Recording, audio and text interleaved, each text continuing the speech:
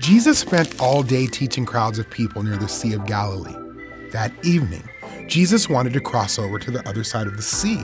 So Jesus and his disciples left the crowds. They got into a boat and began sailing. Some of the people from the crowds followed in their own boats. While Jesus and his disciples traveled, Jesus fell asleep on a cushion at the back of the boat. All of a sudden, a storm came.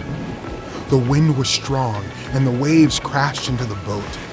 Water was coming into the boat and the disciples were afraid. Many of the disciples were fishermen. They had survived storms on the sea before, but this storm was different. It was so strong. If the water kept coming in the boat would sink. Surely they would all drown. The disciples looked to Jesus for help, but Jesus was still fast asleep at the back of the boat. He didn't seem to even notice the storm.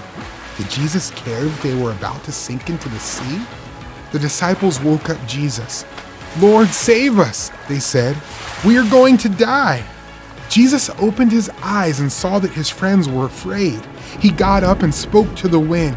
Then Jesus said to the sea, "Silence! Be still." At the sound of Jesus' voice, the wind stopped blowing and the waves stopped crashing.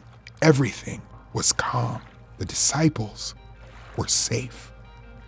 Jesus looked at his disciples and asked, "Why are you afraid? Do you still have no faith?"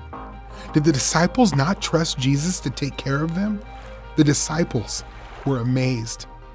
"Who is this man?" they asked each other. "Even the wind and the waves obey him." Jesus' disciples knew Jesus was a good man and a good teacher. But when Jesus calmed the wind and the waves, he showed his disciples that he is also God. God rules the sea and stills its waves.